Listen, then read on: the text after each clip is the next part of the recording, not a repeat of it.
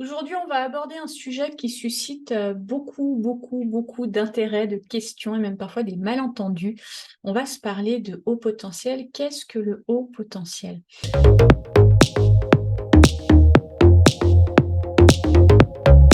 On va démystifier certains mythes et puis je vais vous donner des faits concrets. Mais avant de plonger dans le vif du sujet, je voudrais vous rappeler une chose importante, c'est que le haut potentiel, c'est un domaine multidimensionnel. C'est un domaine qui est complexe. Donc il y a beaucoup de stéréotypes, il y a beaucoup d'idées fausses qui circulent. Mon but aujourd'hui, c'est de vous donner une vision plus claire de ce qu'est le haut potentiel pour le cas où votre enfant peut-être l'est ou peut-être même vous-même d'ailleurs. Alors, laissez-moi vous j'ai quand même envie, pour démarrer, de vous raconter une histoire. Quand j'ai découvert le haut potentiel de mon fils, la première fois qu'on m'a parlé de haut potentiel, mon fils, il avait 2 ans et demi, quelque chose comme ça, quand un médecin a prononcé pour la première fois le mot, de haut potentiel. Alors peut-être que comme vous, et c'est peut-être comme ça que vous êtes arrivé ici, j'ai commencé à essayer d'en savoir plus, de m'informer, de comprendre, de lire des livres. J'avais surtout envie de comprendre ce que ça allait vouloir dire pour lui, dans sa vie, dans son épanouissement. Ça soulevait pas mal de questions, autour de tout ça. Comme maman, hein, on se pose plein de questions quand on a une étiquette comme ça qui est posée sur son enfant. Et puis surtout, le double effet qui se coule de l'annonce du haut potentiel de mon fils, ça a été que, j'ai découvert par la même occasion mon propre haut potentiel. Ça a mis du sens sur plein de choses, mais ça a été aussi un véritable, tsunami et c'est surtout à cause de ce double effet qui se coule, que, les inquiétudes sont nées. Pourquoi? Parce que, la simple idée que mon fils allait devoir passer par les mêmes étapes, par les mêmes douleurs, par les mêmes blessures, par lesquelles j'étais moi-même passée enfant, ça c'était vraiment terrifiant. J'avais une bonne idée. Maintenant, je pouvais mettre un mot dessus, mais j'avais une bonne idée de ce que ça voulait dire d'être atypique, ce que ça voulait dire de ne pas avoir un fonctionnement, global comme les autres enfants de son âge et donc ça a généré beaucoup de stress, beaucoup d'inquiétude pour moi. Je sais, que beaucoup d'entre vous, parmi, les personnes qui écoutaient, peuvent comprendre ce que je suis en train de vous partager. C'est pour ça que cette vidéo, elle est tellement importante. Je sais que parmi vous, vous êtes nombreux à avoir eu ce double effet qui se coule aussi et que certaines des inquiétudes qui naissent, heu, et qui concernent le haut potentiel de votre enfant, viennent aussi du fait que vous avez, vous aussi, une bonne idée de ce que ça veut dire de vivre dans nos sociétés avec un fonctionnement qui n'est pas tout à fait le même que celui des autres. Alors, ce que j'aimerais que vous compreniez aujourd'hui pour mettre de la clarté sur ce qu'est le haut potentiel, c'est tout d'abord que le haut potentiel, c'est bien plus que le résultat à un test de QI. C'est vraiment la première chose que j'ai vraiment envie que vous entendiez. Je vous invite vraiment, à démystifier ce sacro-saint test de QI qui, en vrai, ne vous dit pas grand-chose sur qui est votre enfant. Mon fils, hein, a passé un test de QI, par exemple. Le test de QI, il vient, évaluer les compétences cognitives de l'enfant à un moment donné. Je vous ferai une vidéo, sur, le test de QI. Dites-moi dans les commentaires si ça vous dirait, que je vous fasse une vidéo sur, à quoi il sert vraiment ce fameux test de QI. En tout cas, il résume pas le haut potentiel de votre enfant, c'est un indicateur parmi d'autres indicateurs. Il est intéressant en tant qu'indicateur, mais il n'est pas suffisant à indiquer, un haut potentiel sur votre enfant et puis surtout, il vous dit rien. Si vous êtes comme moi et que vous avez fait passer, ce test à votre enfant, je suis assez sûre qu'en sortant de l'examen, sauf si vous êtes tombé, et heureusement il y en a sur un professionnel particulièrement bien formé à la question du haut potentiel, et heureusement encore une fois il y en a. Mais la plupart du temps, les parents que j'accompagne en tout cas me ramènent et me rapportent que ils sont ressortis avec un chiffre et que ça les a aidés en rien dans leur parentalité, ça leur a pas donné de pistes, leur a pas donné de stratégie à mettre en place, ça leur a pas donné une meilleure compréhension de leur enfant. Donc, on commence par démystifier ce sacro-saint test de QI. Le haut potentiel ne se résume pas à un score au test de QI. Ensuite, le haut potentiel, c'est un fonctionnement spécifique, un fonctionnement cognitif spécifique, mais c'est aussi une hypersensibilité. Vous devez comprendre que tous les enfants à haut potentiel sont des hypersensibles. Tous.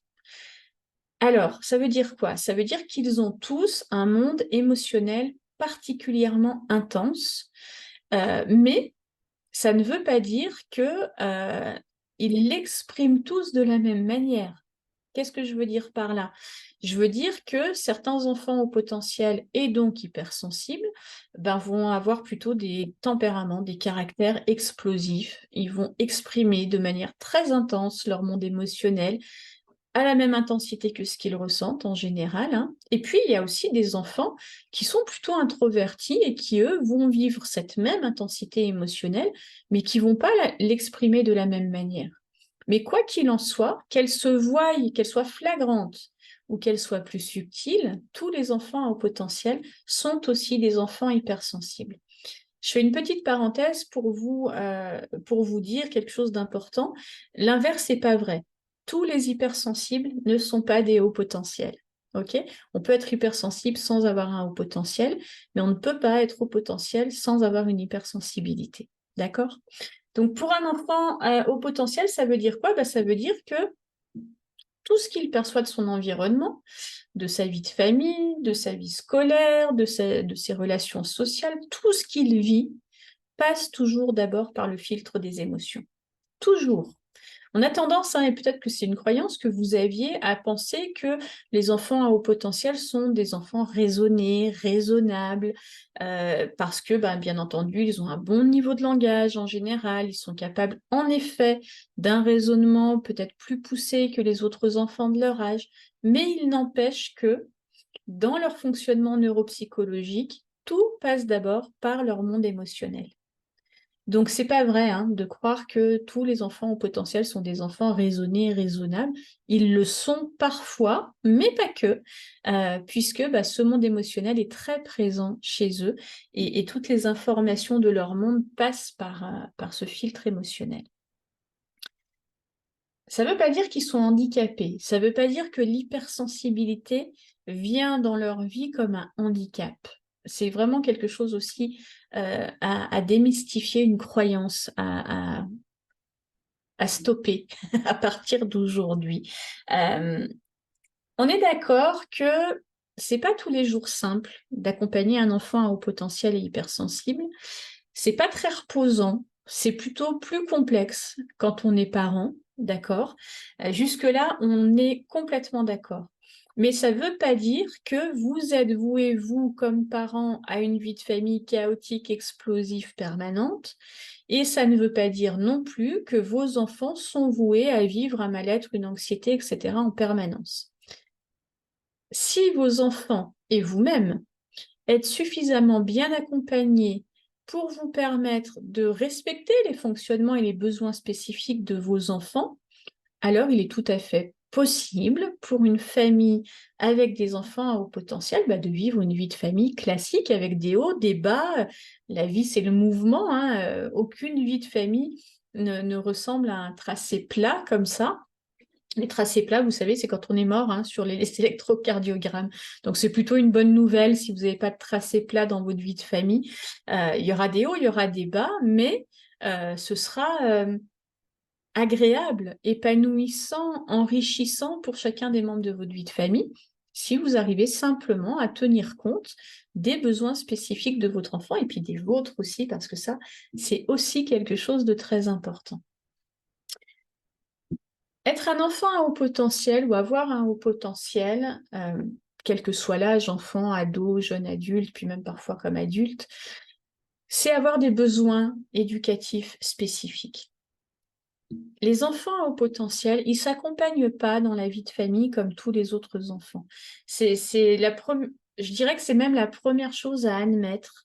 Si vous avez envie de vivre une vie de famille qui soit chouette et qui soit sympa, Si vous avez envie de vous enrichir mutuellement, si vous avez envie d'être épanoui, vous, dans votre parentalité, et puis d'accompagner votre enfant à être épanoui lui aussi dans sa vie présente et à venir, je crois que la première chose à admettre, c'est qu'on ne peut pas accompagner un enfant à haut potentiel comme un autre enfant, comme un enfant lambda.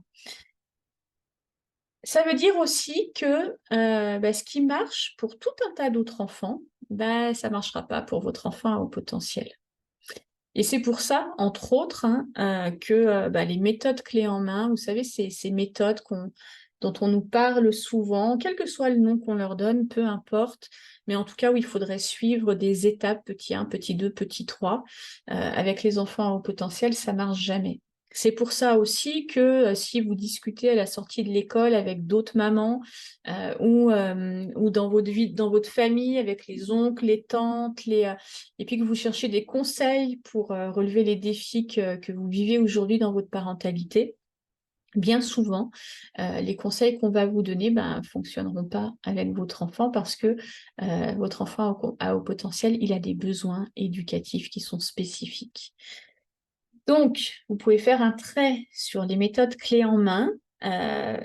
Et par contre, il va falloir vraiment vous attacher à observer votre enfant, repérer ses besoins spécifiques et vous attacher à vous y adapter ou en tout cas en tenir compte dans l'éducation que vous lui proposez.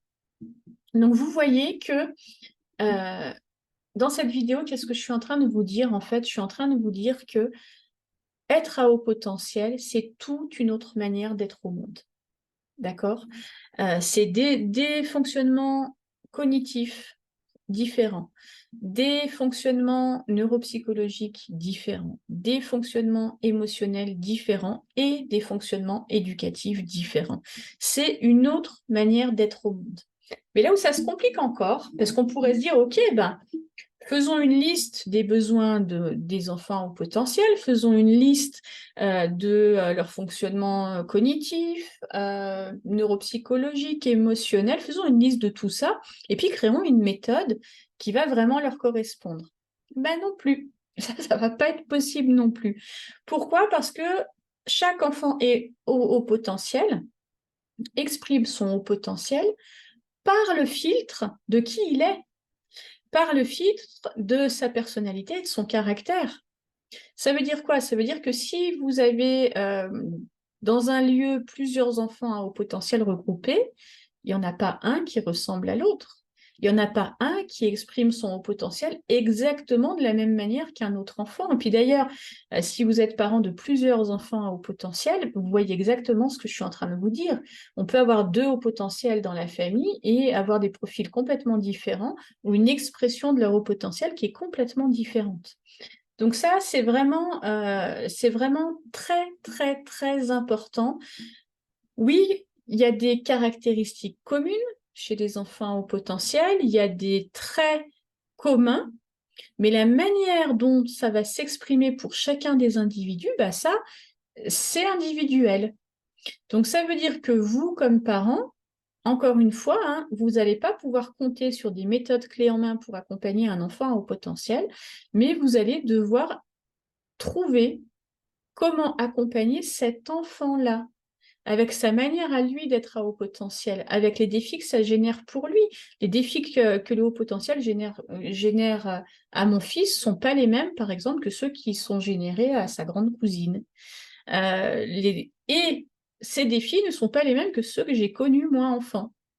On n'a pas la même personnalité, on n'a pas la même histoire, on n'a pas le même parcours, on n'a pas le même caractère. Et donc, le haut potentiel, c'est juste un truc en plus, mais qui passe aussi par le filtre de tout ça.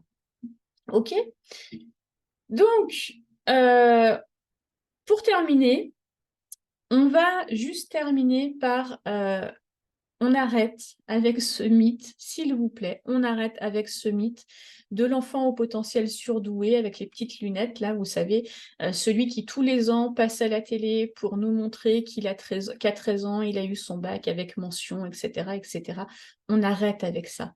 Je ne dis pas que ça n'existe pas, mais je dis que ça fait beaucoup de mal aux milliers d'autres enfants à haut potentiel qui, eux, sont en échec scolaire, qui, eux, ont de la difficulté à s'adapter, à se faire des amis, qui...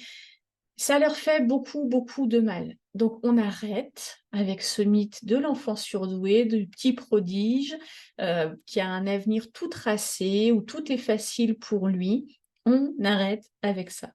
OK? Dans la prochaine vidéo de cette chaîne, je vais vous parler de comment on peut identifier un enfant à haut potentiel. Alors, si elle est déjà en ligne, vous allez trouver là le petit i qui est là. Vous allez pouvoir cliquer dessus pour continuer cette série pour mieux comprendre le haut potentiel et puis aller directement à la prochaine vidéo. Et puis, si elle n'est pas encore en ligne, elle va bientôt arriver puisque on est parti ensemble, je l'espère, pour une série pour mieux comprendre le haut potentiel. J'espère que cette vidéo, elle vous a aidé à casser quelques mythes, à vous défaire peut-être de certaines croyances, à avoir une vision plus claire de ce que vous pouvez faire dès maintenant pour mieux accompagner vos enfants, parce qu'en comprenant mieux, on prend des meilleures décisions. C'est l'objectif de cette série, justement. Et puis, si vous avez des questions ou d'autres sujets que vous aimeriez que j'aborde dans cette série ou dans une future série, je vous invite vraiment à me laisser un commentaire sous cette vidéo. Je viens toujours les lire et j'y réponds toujours. Je vous embrasse et puis en attendant la prochaine vidéo de cette série, prenez soin de vous et prenez soin de vos enfants.